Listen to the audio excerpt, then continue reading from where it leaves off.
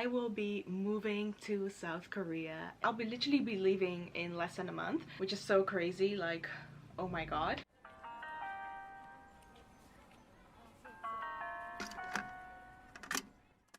Hi guys, and welcome back to a new video. So in this video I am finally announcing the big news for you guys. If you watched my vlogs, you would have known I was sort of like kept saying things like, oh, there's something going on, but I cannot tell it yet.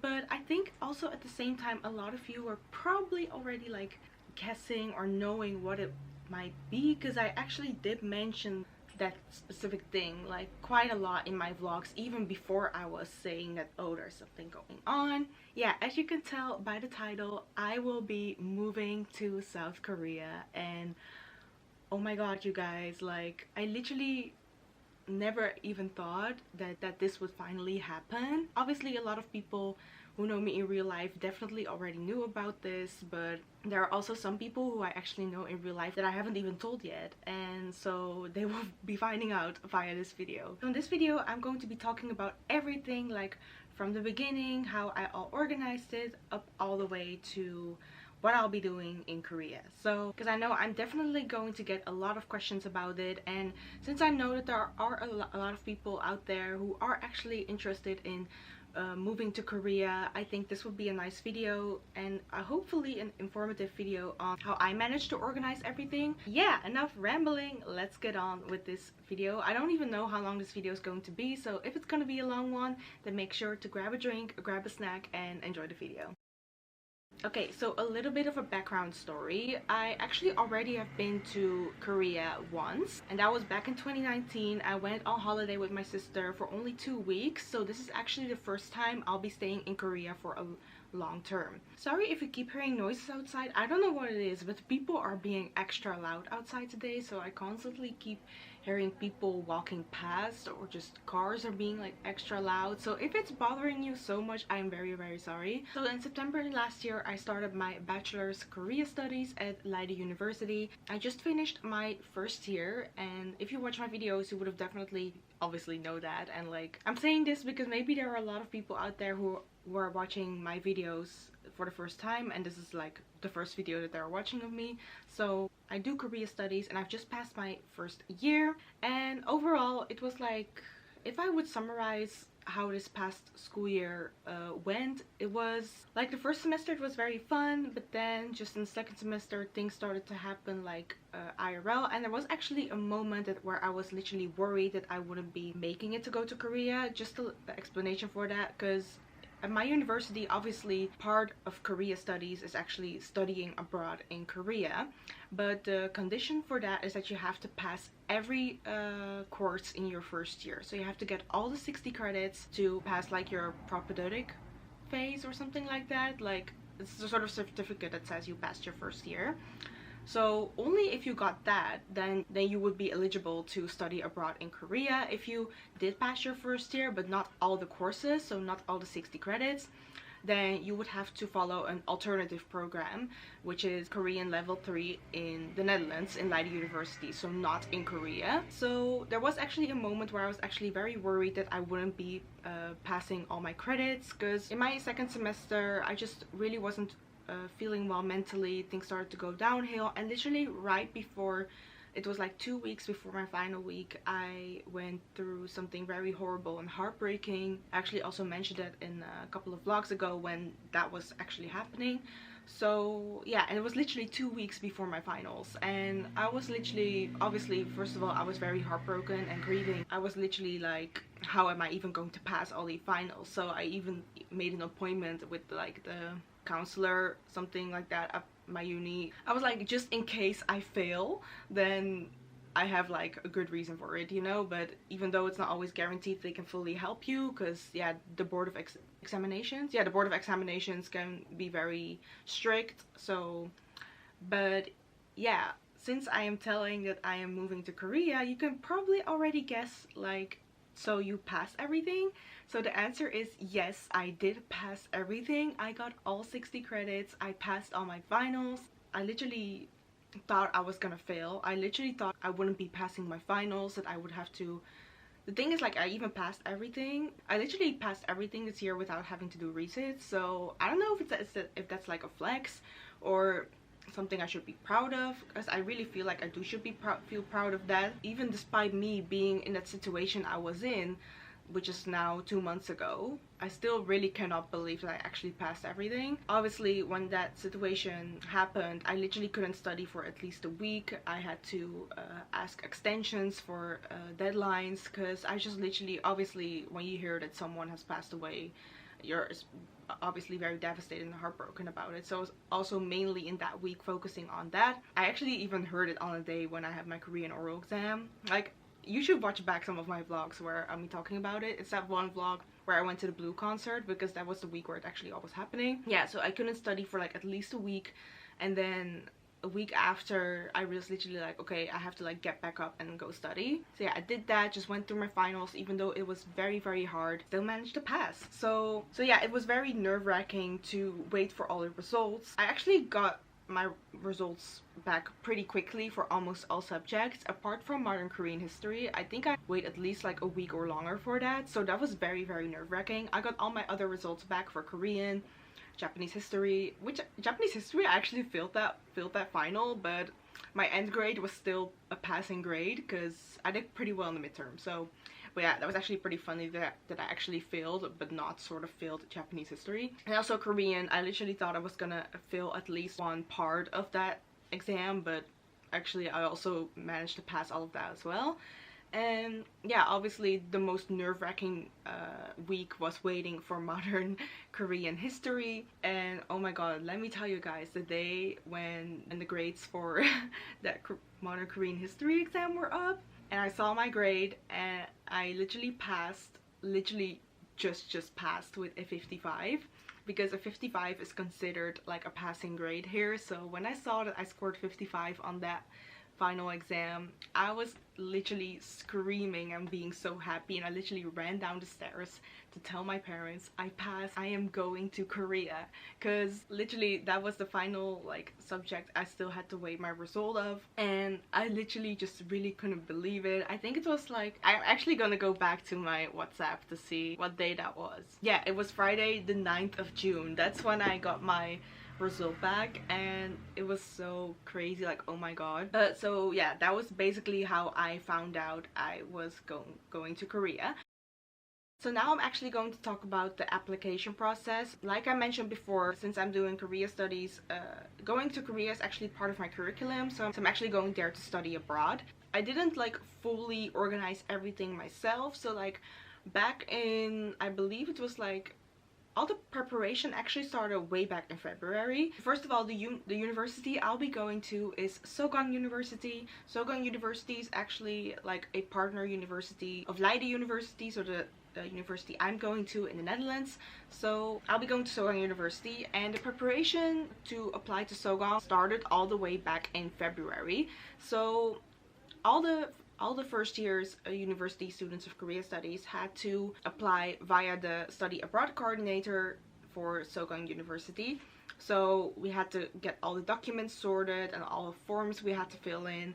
So it was mainly that we had to do all the work, but we also got a little bit of help from uni, because it's a study abroad and it's part of the curriculum. But we actually had to prepare all the documents ourselves, like our passport copies, what else, like I said, all the forms we had to fill in and stuff. So, and then at the same time we actually had to do stuff for Sogang as well. So also we had to like fill in certain information for Sogang University, so we also had that, and that was in March.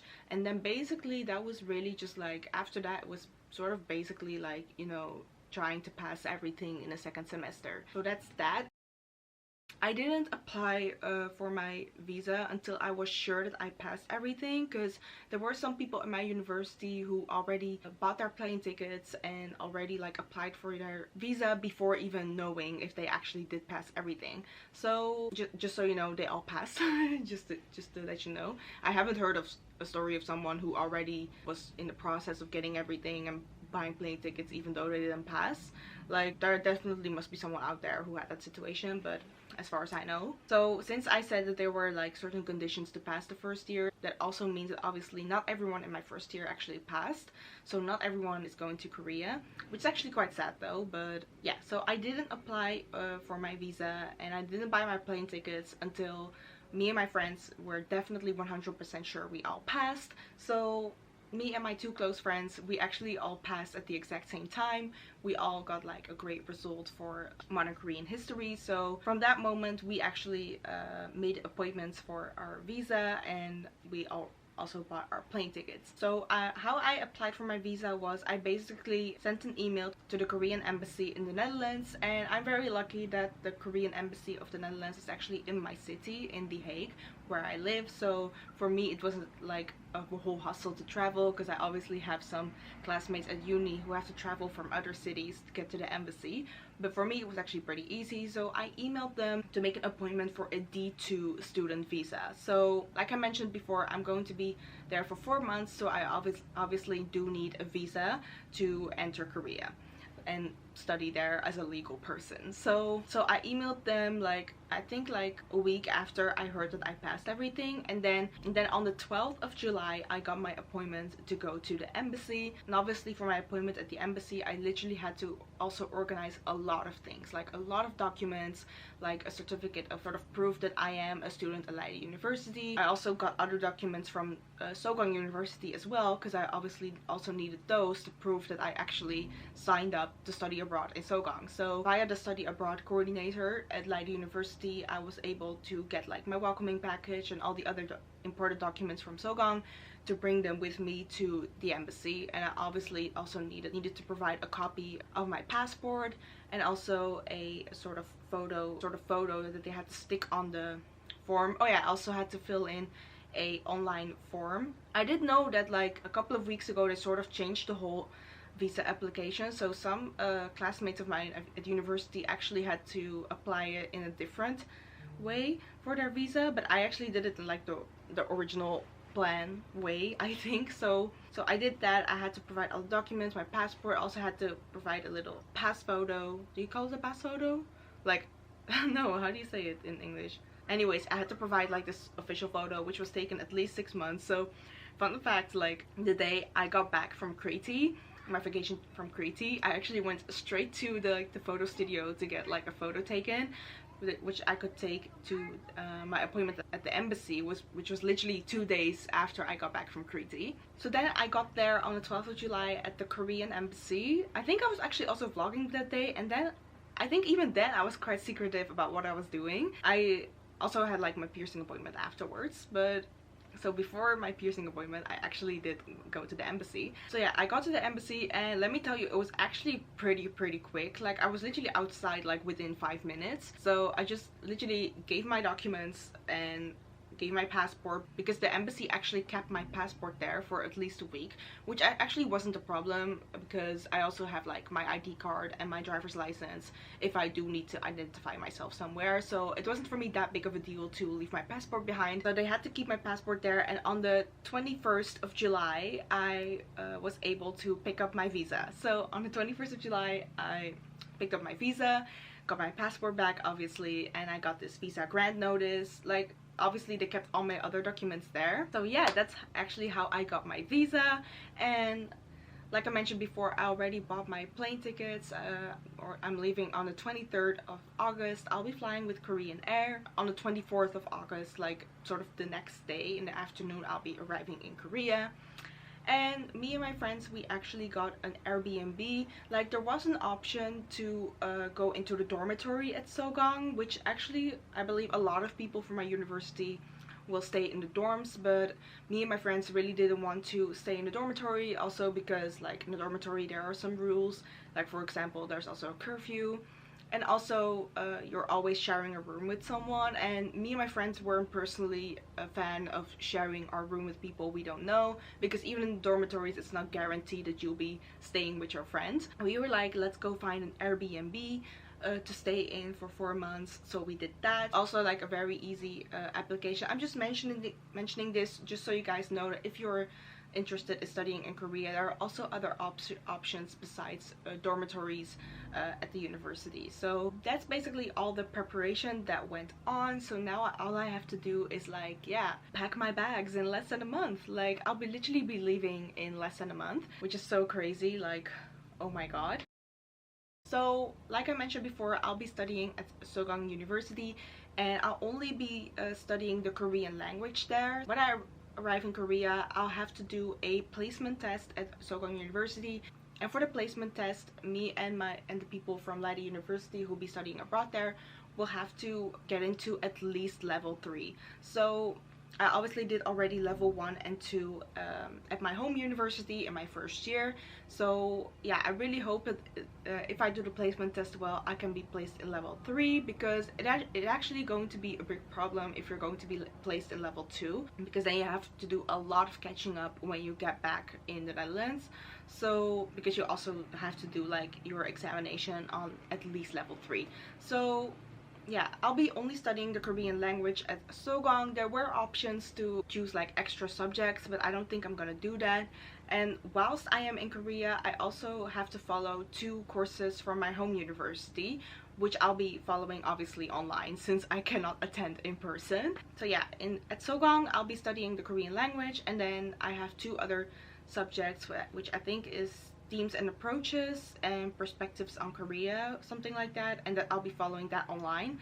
So, and the classes at Sogang University are going to be from Monday through Friday, 4 hours a day. So it is going to be pretty intense. So from like 9 to 1, I think. So we have Korean class from 9 to 1 every single day, from Monday to Friday. And then obviously I think according to my schedule, I had also class from on Tuesday and Thursdays, like the other 2 subjects I was talking about.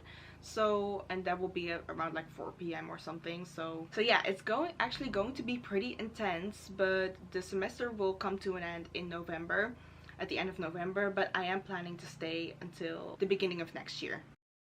And obviously when I go to Korea, I'll definitely be making a lot of content for you guys. I'm actually so very excited for all the content I'm gonna create there.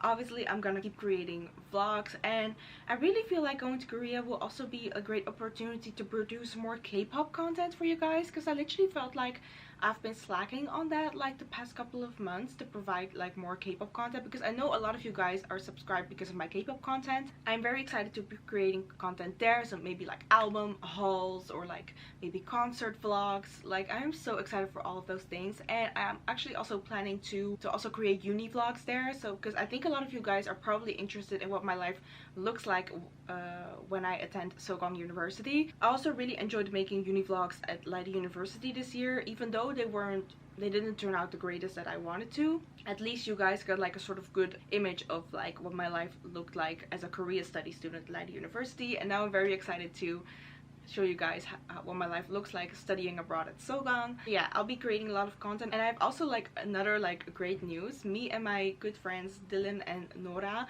the 3 of us will create a YouTube channel while we are in Korea. So we're gonna be making some videos there showing like basically like how our lives look like in Korea. We actually had this idea to create a YouTube channel for a long time already, and we thought when we go to Korea this will be like a great time to do so. Actually a couple of weeks ago when I was at Nora's place, we actually did talk about it, because I also vlogged when I was at her place, but I actually had to cut out the part where we were talking about the YouTube channel, since I did film that, but obviously I couldn't include it in the vlog because I didn't show you guys the news yet. So I'm going to be inserting the clip right now where we are announcing our YouTube channel. Be ready for our new YouTube channel we're gonna start in Korea with yes, the 3 of us. I think I mentioned it in one vlog, I think, but the 3 of us were actually planning to do a YouTube channel while we are in Korea, so we're gonna make a separate YouTube channel and just post a lot of things there. Prepare for that and be excited because it's gonna be fun. Shameless plug. So I'm gonna announce it in a vlog when we'll have that YouTube channel, so make sure to stay tuned for that. So yeah, we are very excited about that. Obviously I'll also keep creating content with my own YouTube channel, but I'll also be creating content for the other channels. So once that channel is up, then definitely make sure to subscribe on that one if you want to see all our adventures in Korea.